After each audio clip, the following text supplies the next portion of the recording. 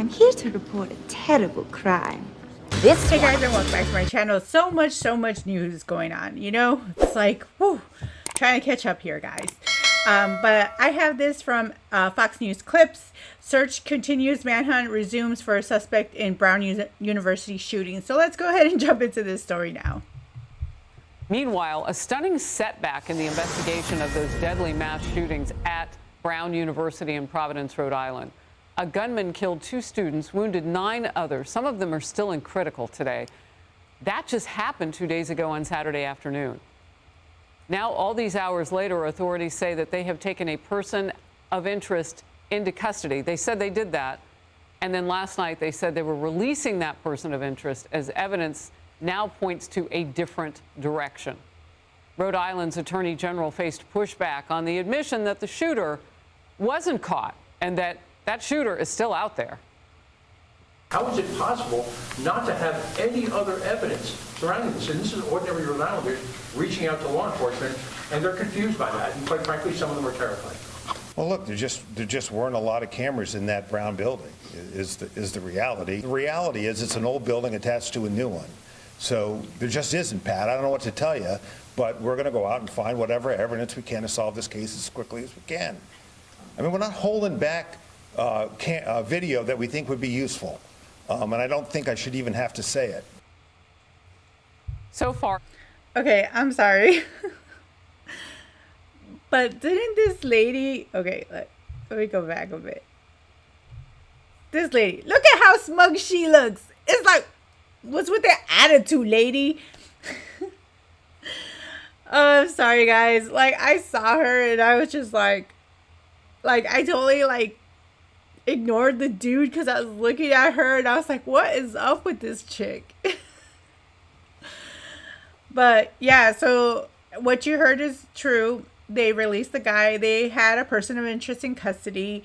He ended up getting released. I guess he wasn't the guy, which, you know, sucks because they plastered his name everywhere, I believe, and or his photo or something. Like, people were doing all kinds of craziness when the story first broke. But they did release him. They said, I guess he didn't do it and they're going in another direction. So we'll kind of see where that one leads us, but let's keep going. Have to say it.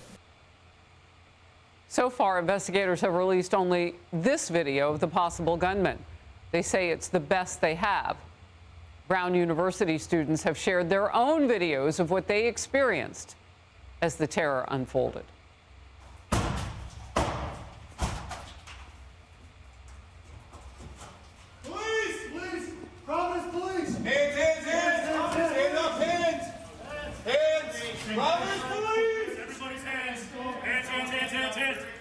Hands.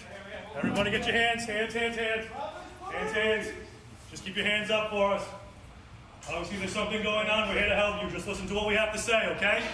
All right, breathe. Anybody hurt? No? All right, just listen to our commands. We will get you out of here safely. Listen to that experience. All right, everybody, breathe. Bryan Llenas is in Providence, Rhode Island right now. And Bryan, just bring us up to date on what they're saying about who they're looking for now and how that person is different. Well, Harris, the mayor of Providence, Brett Smiley, said this morning that they don't have any new information to share with the public. They said that ultimately they are still tracking down tips and any other potential leads here, but he said it is, quote, disappointing, obviously, to them that the detained person of interest had to be released. And ultimately, you showed that video of the person of interest. The mayor said this morning as well that that still remains the clearest picture yet, the clearest video they have of the potential gunman. And in a surprise 11 p.m. press conference last night, authorities said that the evidence from the scene and lab testing shows that there's no basis that the man that they did detain is the gunman. The Providence police and the FBI followed up on a tip, and they traced a 24-year-old from Wisconsin early Sunday morning to a hotel in Coventry, some 20 miles south of Brown University. We're also getting a better understanding of the terror inside Brown University's engineering and physics building just after 4 p.m. on Saturday. Terrified students were left hiding, some for 10 to 12 hours during the lockdown. In an interview with ABC News, Joseph Oduro, who was leading a review session for an upcoming economics final when the gunman opened fire in his classroom. Listen.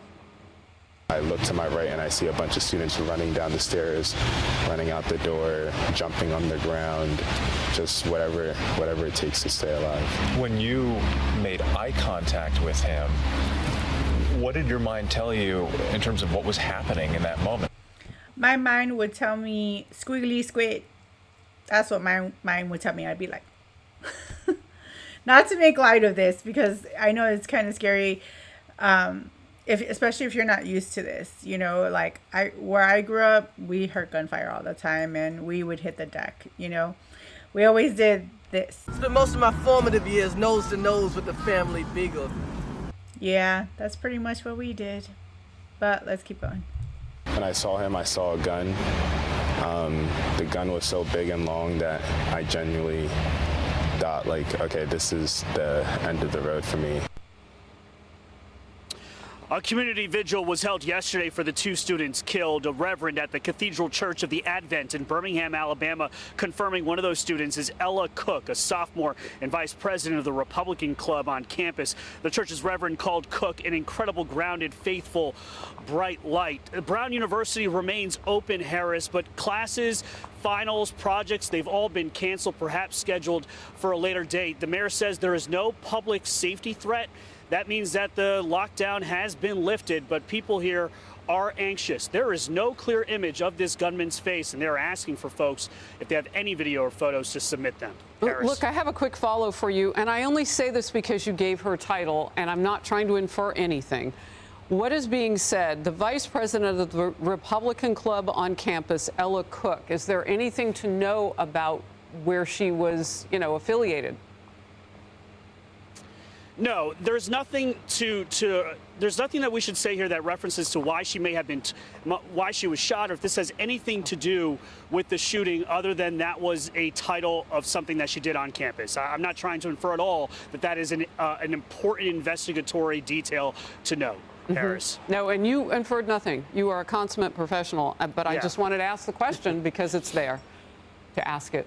All right. Thank you very much. Let me bring in Bobby Chacon now, retired FBI special agent.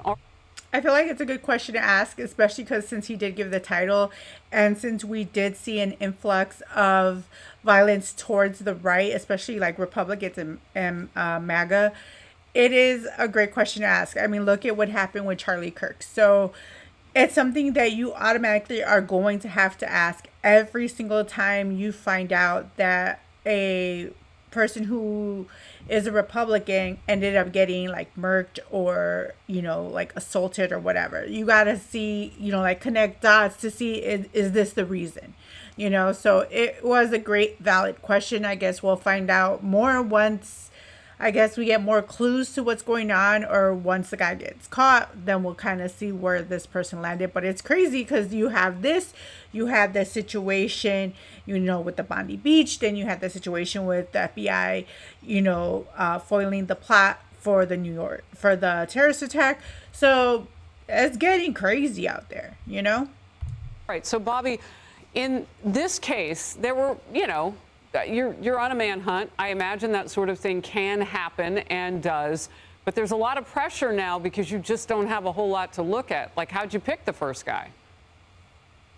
Well, they got a tip, and they did their prudent investigative activity. They brought the person in, they questioned him for a number of hours, and they ruled him out. That's why we call these people of interest. They're not suspects, they're not charged, so people shouldn't jump to conclusions until the person is charged with a crime. That's prudent investigative work, bringing people in, questioning for hours on end sometimes, making sure that they're not the person, and then releasing them. Well, you know who knows this? The perps. I mean, we saw something similar in Utah after the assassination of Charlie Kirk. They thought they had one guy, and it turned out to be another guy that they needed to hold as a suspect. Your thoughts? That's right. And it doesn't mean that any ball has been dropped or this is a mistake. This is prudent investigative work. Especially when somebody so violent is at large in the public, you have to bring these people in, get them off the street, and vet them and make sure they're not the person, and then release them. All right. Talk to me about the crime scene of this case. And I always ask this forensically, what you're up against as law enforcement. Yeah, it's chaotic in these classrooms. desks are overturned, there's blood everywhere. It's really hard to get an idea of what happened. So you're talking to witnesses, because it's vitally important now to know who was the first person shot, because that person, the shooter, went in there with the intention of killing someone. Who is that person? And so oftentimes it's tough to get a sequence of victims, but the first person is often easier because people aren't jumping under desks until they hear that first shot. So oftentimes you know who the first person shot was, and that's oftentimes your intended victim. So that they're probably going through witness statements, interviewing people in the hospital, interviewing others that were in that classroom, and say, what's the first thing you remember seeing? Who was the first person shot? If they can establish that, that goes a long way in knowing who the intended victim was, and then the motivation for the shooting becomes more clear. Does your expertise, your experience, do they inform you that there are possibly more videos that the law enforcement are working with? I mean, they haven't released anything else, and you saw that from just a little short clip we had from the news conference. Reporters want to know that because there are cameras everywhere. I would assume in that part of Rhode Island they'd have more than one shot.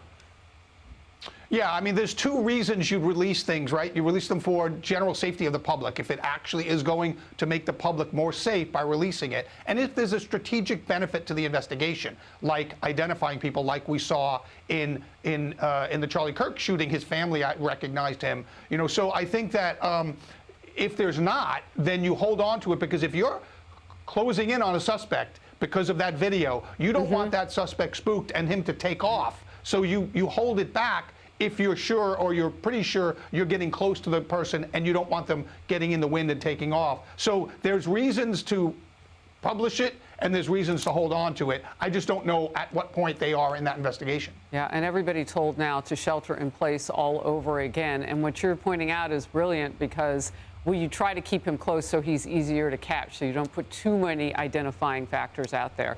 Bobby Chacon, always great to have you in focus. Thank you very much. Thanks.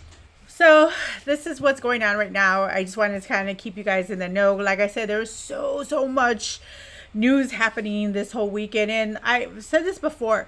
Normally, Fridays and the weekend is where news goes to die. And lately, it's just been ramping up. You know, like, it's been getting nuts, like crazy. Especially during the winter season. You would think, like, everything would start dipping again. But nope. It's just going crazy, you know. But you guys let me know your thoughts in the comment below. I want to thank you guys for watching. Don't forget to like, comment, and subscribe, and hit that notification bell. Till next time, guys.